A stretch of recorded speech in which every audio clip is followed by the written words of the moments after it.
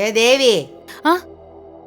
இந்த வீட்ல யார் இருக்கணும் யார் போகணும்னு முடிவெடுக்க வேண்டியவன் நான் தான். நீ எப்படி அவங்கள வெளியே போக சொல்லுவ? ஐயோ, நான் எப்ப அவங்கள போக சொன்னேன்?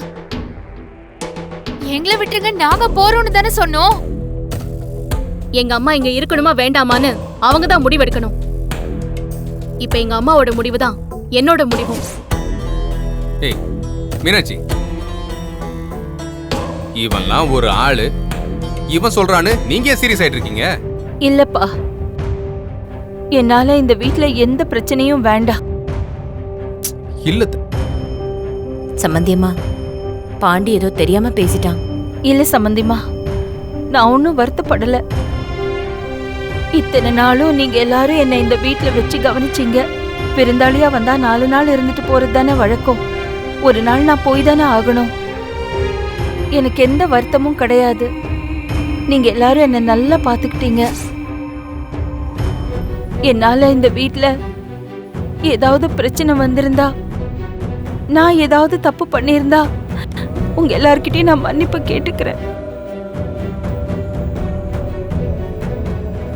நான் இங்க இருந்து கிளம்புறதுதான் சரிம்மா. தங்கச்சி, நீ எங்கேயும் போக வேண்டாமா? அம்மா சொல்லுமா. ஏலே, என்னடா நானும் அதைத்தானே சொல்லிக்கிட்டு கிடக்கேன். என்ன பேசுறடா? எனக்கு என்ன ஆசையா அவங்கள வெளியே அனுப்ப?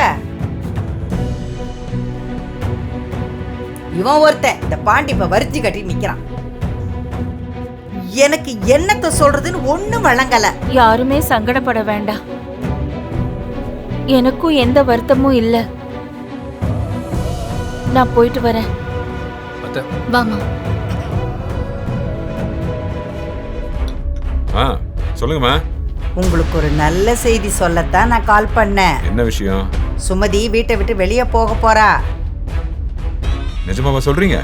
ஆமா, துணியெல்லாம் எடுத்து வச்சுக்கிட்டு ரெடியா இருக்கா. அவ இதுவும் சொல்லிட்டு போலான்னு இருக்கா. ஆமா, எப்படி அனுப்புனீங்க? நானும் அனுப்பல, அவ கிளம்பிட்டா. இனிமே நானே கூப்பிட்டாலும் அவ வரமாட்டா. உங்களால முடியும்னு எனக்கு தெரியுங்க. ஆனா இவ்வளவு சீக்கிரம் நான் எதிர்பார்க்கல. ரொம்ப சந்தோஷம்.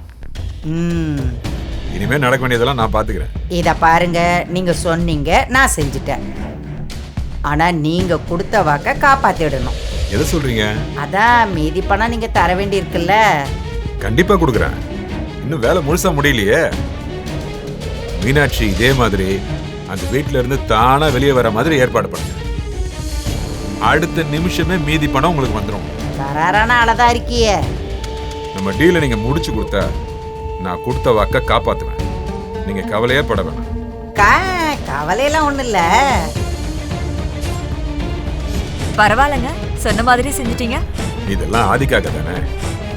இனிமே மீனாட்சிய நம்ம வீட்டுக்கு கூட்டிட்டு வர்றது ரொம்ப ஈஸி. எனக்கு தெரியுங்க, உங்களால மட்டும்தான் அது முடியும்னு. ஆனா மீனாட்சியோட அம்மாவை நினைச்சாலும் கொஞ்சம் பாவமா தான் இருக்கு. ஏன்? அவங்க எதுவும் தப்பு பண்ணலையே. மீனாட்சிய நம்ம ஆதிக்கு கல்யாணம் பண்ணி வைக்கதான் அவங்களும் ஆசைப்பட்டாங்க. இப்ப அவங்க யாரும் இல்லாம தனியா இருக்க போறாங்கன்னு நினைக்கும் போது எல்லாம் கொஞ்ச நாளைக்கு தான். மீனாட்சிக்கும் ஆதிக்கும் கல்யாணம் நடந்துட்டா அப்புறம் அவங்களுக்கு என்ன செய்யணுமோ அதை செஞ்சிடலாம். நீ அதை பத்தி எல்லாம் ஃபீல் பண்ணாத. நான் இதெல்லாம் செய்யறதே நம்ம ஆதிக்காக தான். எனக்கு தெரியுங்க, நீங்க கண்டிப்பா ஆதிக்கும் மீனாட்சிக்கும் கல்யாணம் பண்ணி வைப்பீங்கன்னு எனக்கு நம்பிக்கை இருக்கு.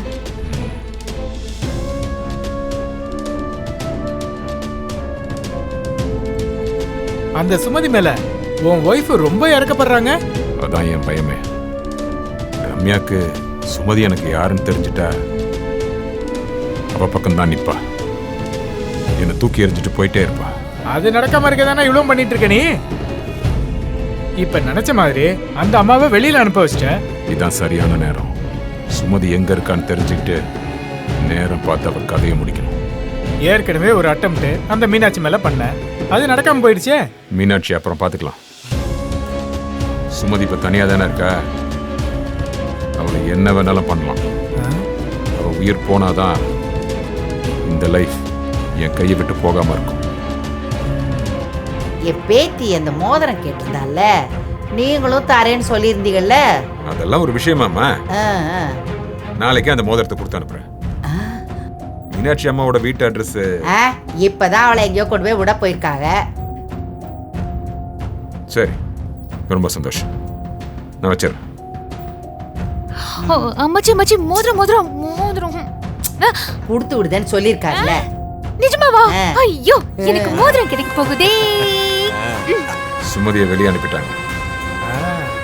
அந்த வைர மோதிரத்தையும் கேட்டுக்கிட்டே இருக்காங்களே, கொடுத்துட வேண்டியதானப்பா. அந்த கிழவிக்கு ஹெல்ப் பண்றது எல்லாமே அந்த பொண்ணு தேவி தான். இப்பவே கொடுத்துட்டா நம்ம காரியத்துல இன்ட்ரெஸ்ட் போயிடும். தரேன்னு சொல்லி சொல்லியே எனக்கு தேவையானதை செய்ய வச்சிருவேன். கில்லாடி தான்ப்பா நீ. சுமதி அந்த வீட்டுல இருந்து வெளியே இறக்கியாச்சு. இனிமே அவளுக்குன்னு கூட யாரும் இருக்க போறதில்ல. அப்ப தனியா தான் இருப்பாங்கன்ற. இதை நாம யூஸ் பண்ணிக்கணும். என்ன பத்தின உண்மையை அவ வெளியே சொல்றதுக்கு முன்னாடி அவ மூச்சு நிக்கணும். அப்பதான் நான் நிம்மதியா இருக்க முடியும்.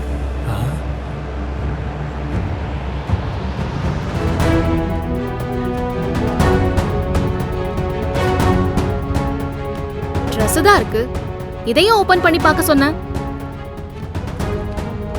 என்ன ட்ரெஸ் இருக்கு? புடவை. யாரோட புடவைன்னு நல்லா பாரு. இது பாட்டியோட புடவை. எல்லாத்தையும் ஃபுல்லா பாரு.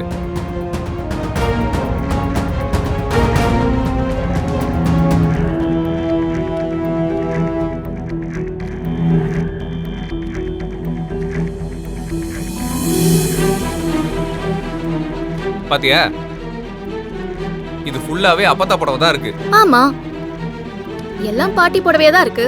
அதுக்கு என்ன இப்போ? அதுக்கு என்னவா? என்ன மீனாட்சி இப்படி கேக்குற? இந்த பேக்கை தூக்கிட்டு தானே பாண்டி வீட்டை விட்டு போறேன்னு கிளம்புனா? ஆமா. அப்பத்தா சேலை எடுத்துட்டு போய் அவன் என்ன பண்ண போறான்?